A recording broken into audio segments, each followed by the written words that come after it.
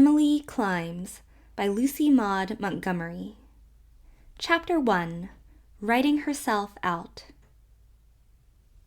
Emily Bird Starr was alone in her room, in the old New Moon farmhouse at Blairwater, one stormy night in a February of the olden years before the world turned upside down.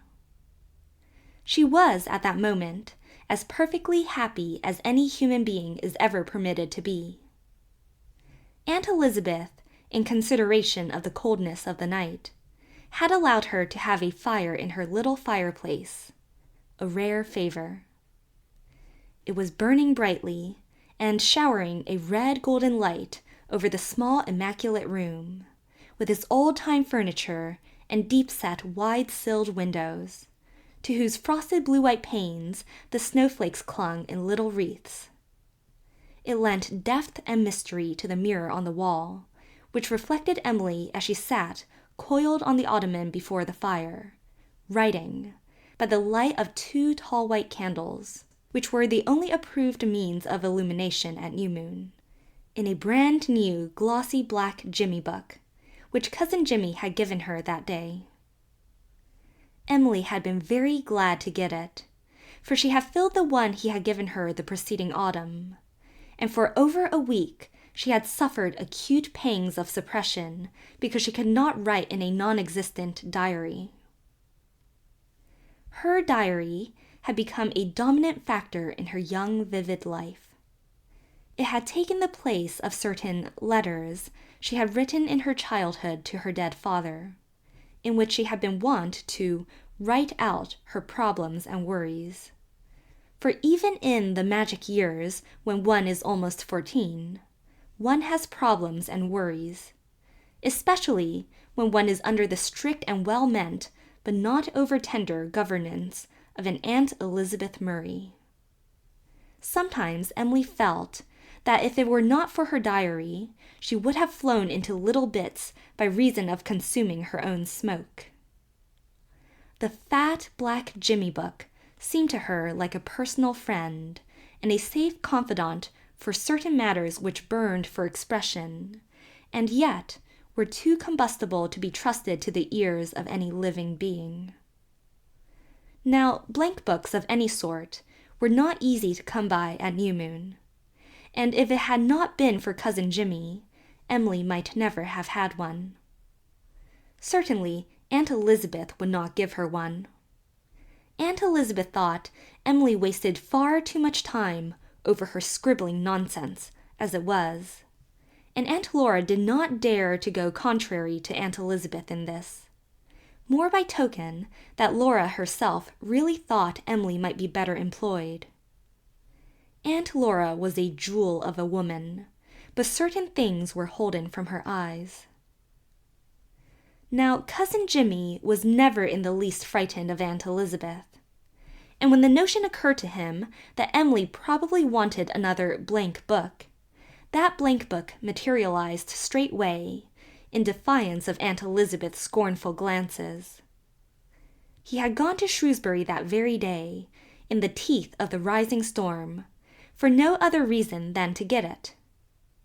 So Emily was happy, in her subtle and friendly firelight, while the wind howled and shrieked through the great old trees to the north of New Moon, sent huge spectral wreaths of snow whirling across Cousin Jimmy's famous garden, drifted the sundial completely over, and whistled eerily through the 3 princesses, as Emily always called the 3 tall Lombardies in the corner of the garden.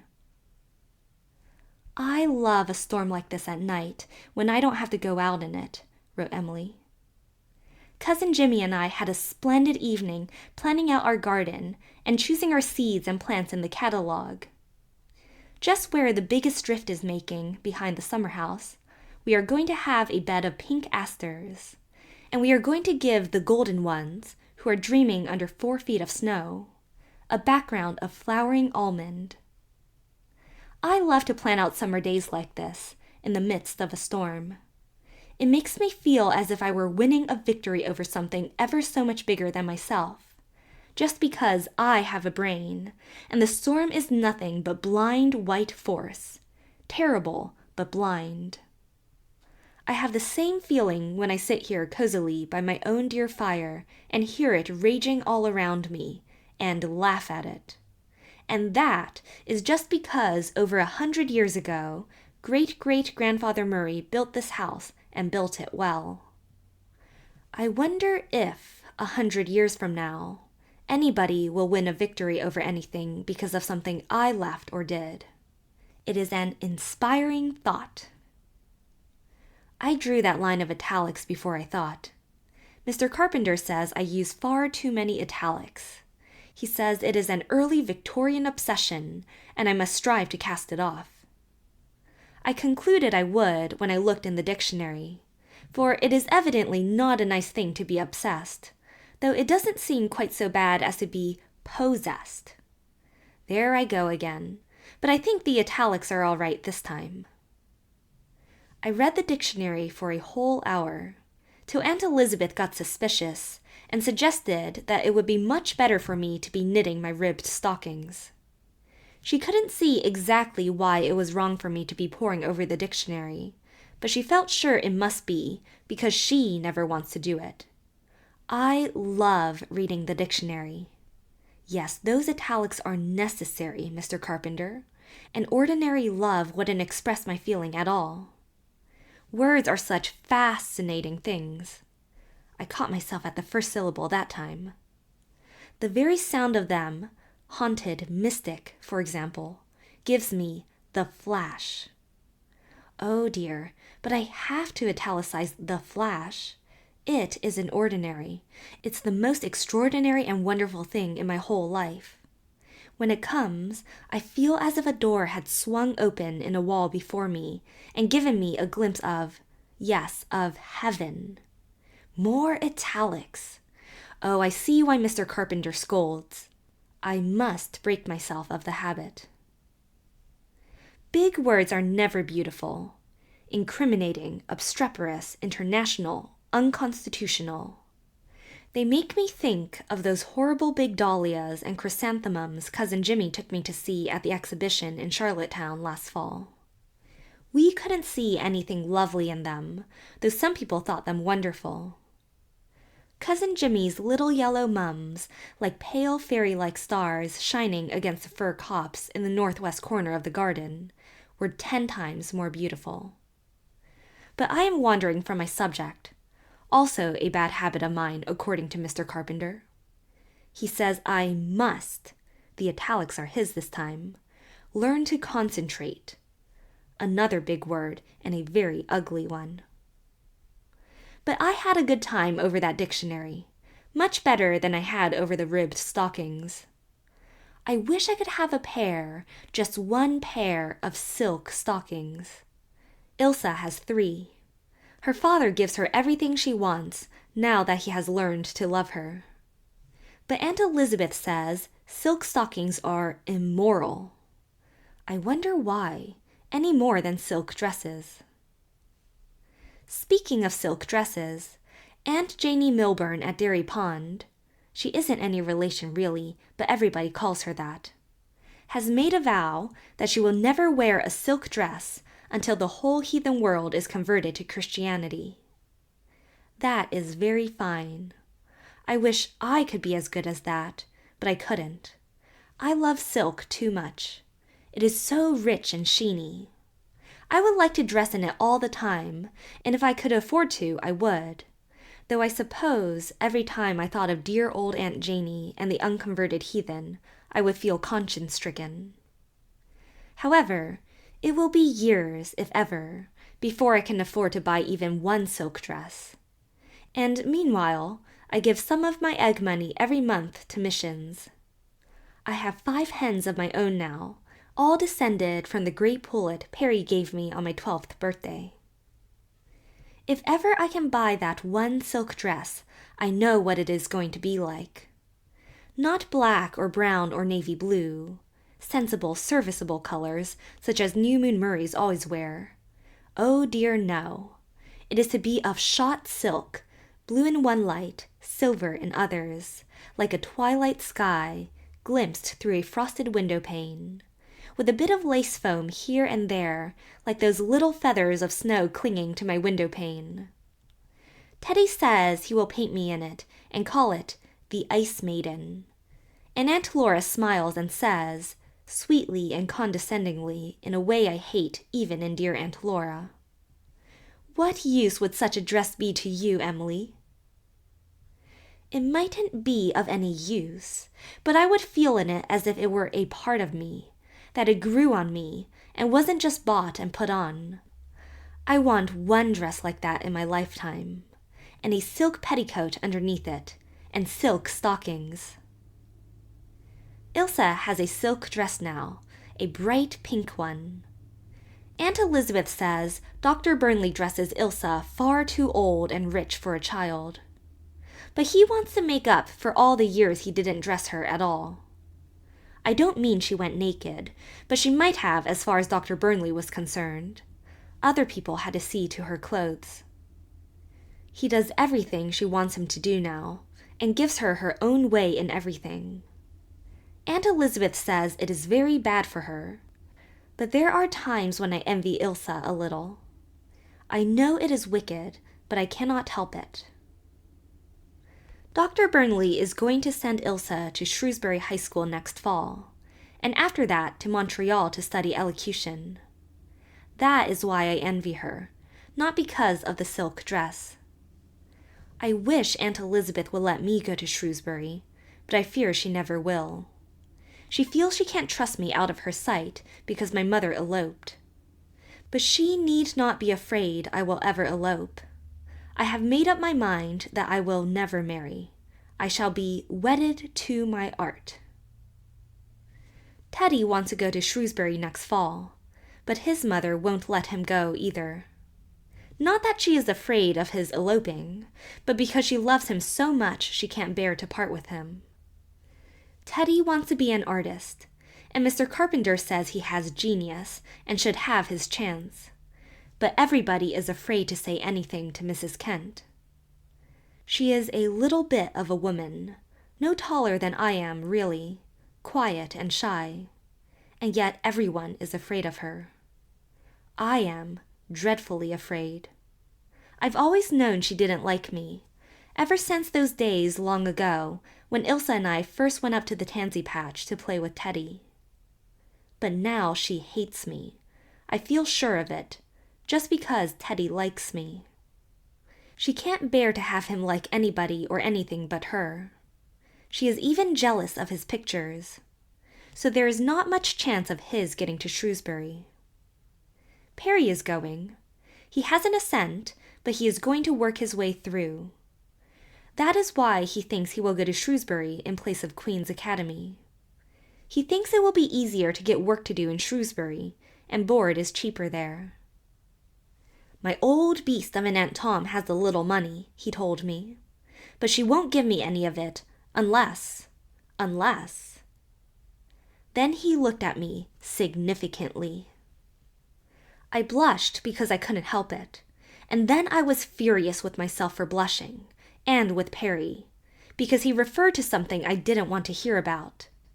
That time ever so long ago, when his Aunt Tom met me in Lofty John's bush, and nearly frightened me to death by demanding that I promise to marry Perry when we grew up, in which case she would educate him.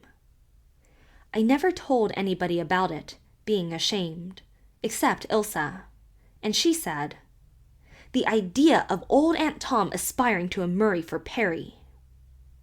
But then, Ilsa is awfully hard on Perry, and quarrels with him half the time, over things I only smile at. Perry never likes to be outdone by anyone in anything. When we were at Amy Moore's party last week, her uncle told us a story of some remarkable freak calf he had seen, with 3 legs, and Perry said, "Oh, that's nothing to a duck I saw once in Norway." Perry really was in Norway. He used to sail everywhere with his father when he was little. But I don't believe one word about that duck. He wasn't lying, he was just romancing. Dear Mr. Carpenter, I can't get along without italics. Perry's duck had 4 legs, according to him. 2 where a proper duck's legs should be, and 2 sprouting from its back. And when it got tired of walking on its ordinary pair, it flopped over on its back and walked on the other pair. Perry told this yarn with a sober face, and everybody laughed, and Amy's uncle said, "Go up head, Perry." But Ilsa was furious and wouldn't speak to him all the way home. She said he had made a fool of himself trying to show off with a silly story like that, and that no gentleman would act so. Perry said, "I'm no gentleman yet, only a hired boy. But some day, Miss Ilsa, I'll be a finer gentleman than anyone you know." "Gentlemen," said Ilsa in a nasty voice, "have to be born. They can't be made, you know." Ilsa has almost given up calling names, as she used to do when she quarreled with Perry or me, and taken to saying cruel, cutting things. They hurt far worse than the names used to, but I don't really mind them, much, or long, because I know Ilsa doesn't mean them and really loves me as much as I love her. But Perry says they stick in his crop. They didn't speak to each other the rest of the way home, but next day Ilsa was at him again about using bad grammar and not standing up when a lady enters the room. "Of course, you couldn't be expected to know that," she said in her nastiest voice, "but I am sure Mr. Carpenter has done his best to teach you grammar." Perry didn't say one word to Ilsa, but he turned to me. "Will you tell me my faults?" he said. "I don't mind you doing it. It will be you that will have to put up with me when we're grown up, not Ilsa." He said that to make Ilsa angry, but it made me angrier still, for it was an allusion to a forbidden topic. So we neither of us spoke to him for 2 days, and he said it was a good rest from Ilsa's slams anyway. Perry is not the only one who gets into disgrace at New Moon. I said something silly yesterday evening, which makes me blush to recall it. The ladies' aid met here, and Aunt Elizabeth gave them a supper, and the husbands of the aid came to it.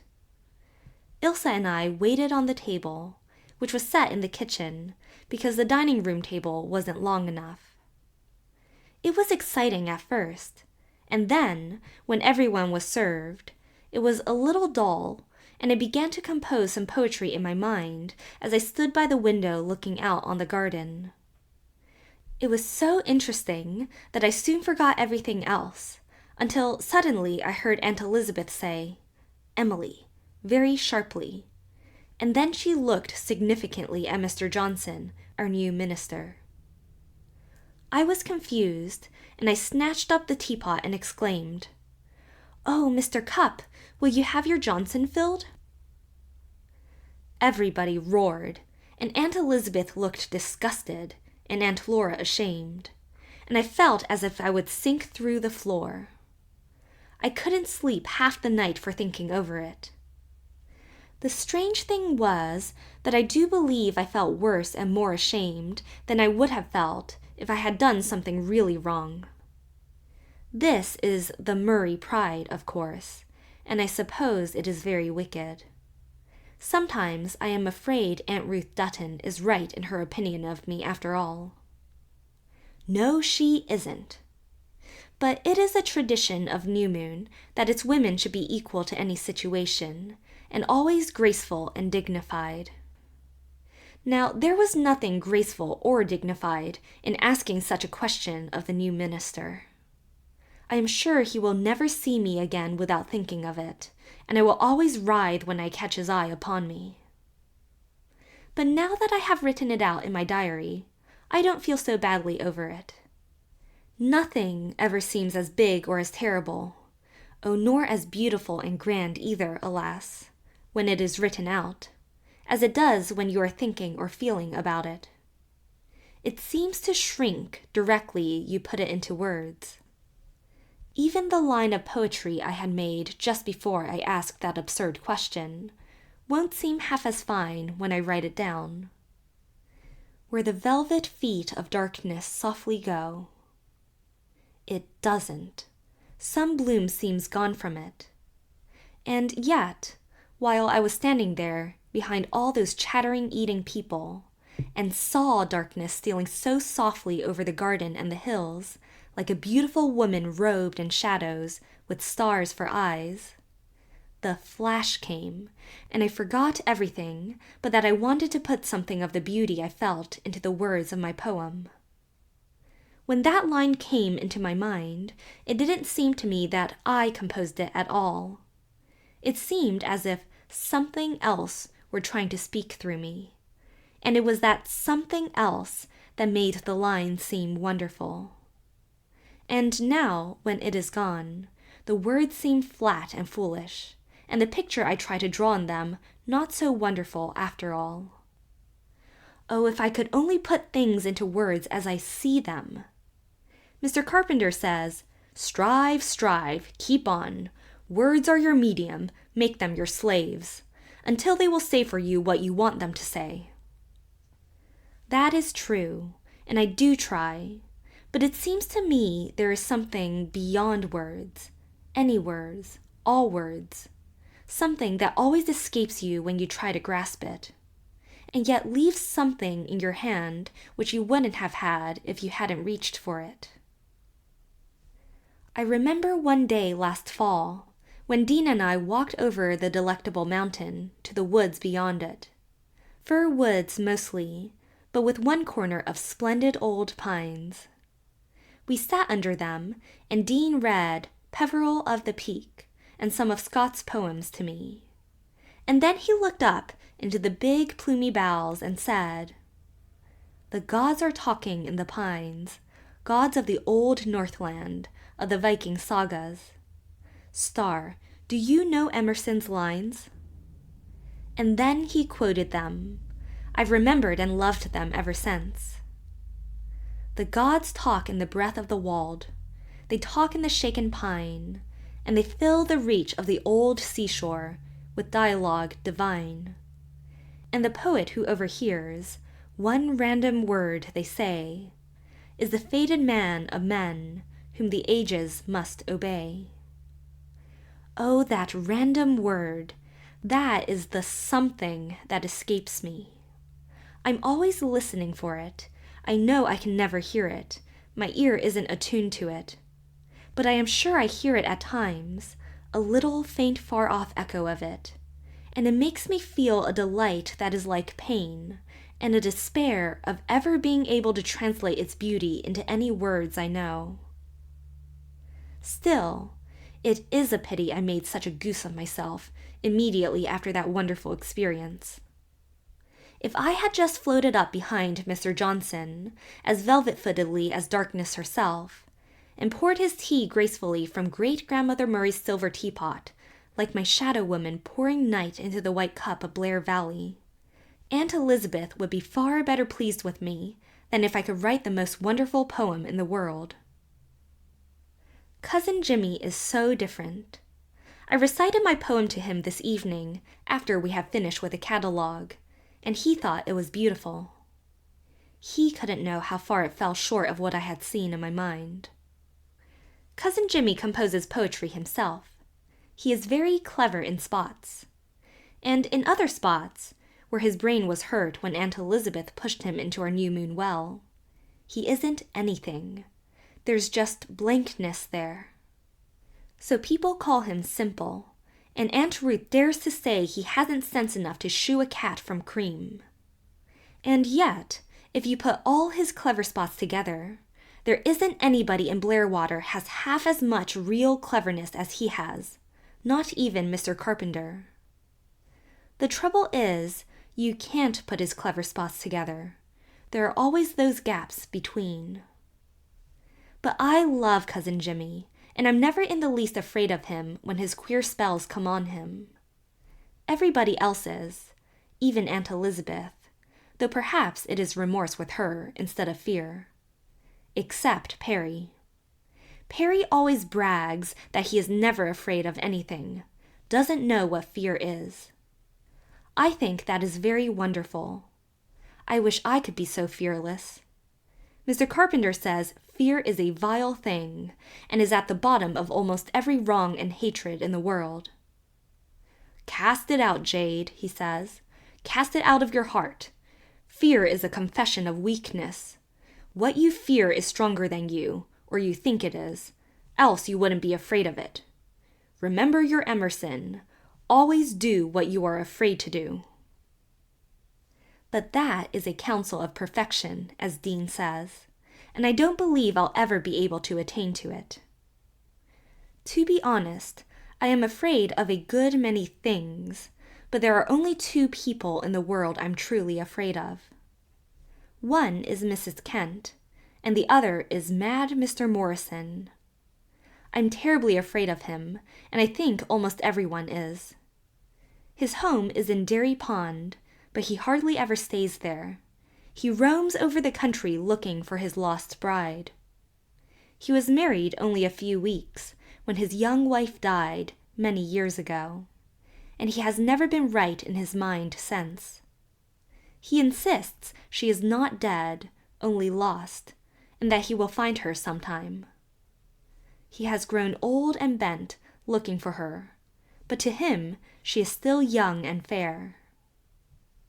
He was here one day last summer, but would not come in, just peered into the kitchen wistfully and said, "Is Annie here?" He was quite gentle that day, but sometimes he is very wild and violent. He declares he always hears Annie calling to him, that her voice flits on before him, always before him, like my random word. His face is wrinkled and shriveled, and he looks like an old monkey. But the thing I hate most about him is his right hand. It is a deep blood red all over, birthmarked. I can't tell why, but that hand fills me with horror. I cannot bear to touch it. And sometimes he laughs to himself very horribly. The only living thing he seems to care for is his old black dog that always is with him. They say he will never ask for a bite of food for himself. If people do not offer it to him, he goes hungry, but he will beg for his dog. Oh, I am terribly afraid of him, and I was so glad he didn't come into the house that day. Aunt Elizabeth looked after him as he went away with his long gray hair streaming in the wind, and said, "Fairfax Morrison was once a fine, clever young man with excellent prospects.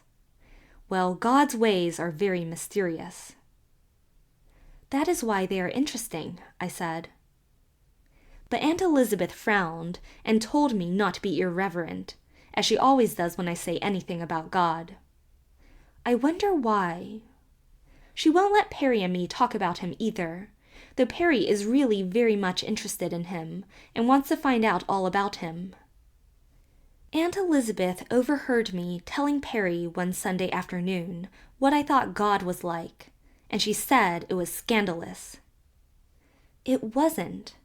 The trouble is, Aunt Elizabeth and I have different gods, that is all. Everybody has a different God, I think. Aunt Ruth's, for instance, is one that punishes her enemies, sends judgments on them.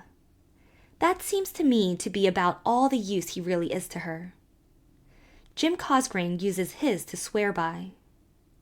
But Aunt Janie Milburn walks in the light of her God's countenance every day and shines with it. I have written myself out for tonight and am going to bed. I know I have wasted words in this diary, another of my literary faults, according to Mr. Carpenter. "You waste words, Jade. You spill them about too lavishly. Economy and restraint, that's what you need." He's right, of course, and in my essays and stories, I try to practice what he preaches. But in my diary, which nobody sees but myself, or ever will see until after I'm dead, I like to just let myself go. Emily looked at her candle. It, too, was almost burned out. She knew she could not have another that night. Aunt Elizabeth's rules were as those of Mede and Persian. She put away her diary in the little right-hand cupboard above the mantel. covered her dying fire, undressed, and blew out her candle. The room slowly filled with the faint ghostly snowlight of a night when a full moon is behind the driving storm clouds. And just as Emily was ready to slip into her high black bedstead, a sudden inspiration came, a splendid new idea for a story. For a minute, she shivered reluctantly. The room was getting cold. But the idea would not be denied. Emily slipped her hand between the feather tick of her bed and the chaff mattress, and produced a half-burned candle, secreted there for just such an emergency. It was not, of course, a proper thing to do. But then I have never pretended, nor ever will pretend, that Emily was a proper child. Books are not written about proper children. They would be so dull nobody would read them. She lighted her candle, put on her stockings and a heavy coat, got out another half-filled Jimmy book, and began to write by the single uncertain candle which made a pale oasis of light in the shadows of the room. In that oasis, Emily wrote, her black head bent over her book, as the hours of the night crept away and the other occupants of New Moon slumbered soundly. She grew chill and cramped, but she was quite unconscious of it. Her eyes burned, her cheeks glowed. Words came like troops of obedient genii to the call of her pen. When at last her candle went out with a splutter and a hiss in its little pool of melted tallow, she came back to reality with a sigh and a shiver. It was 2 by the clock, and she was very tired and very cold. But she had finished her story, and it was the best she had ever written. She crept into her cold nest with a sense of completion and victory, born of the working out of her creative impulse, and fell asleep to the lullaby of the waning storm.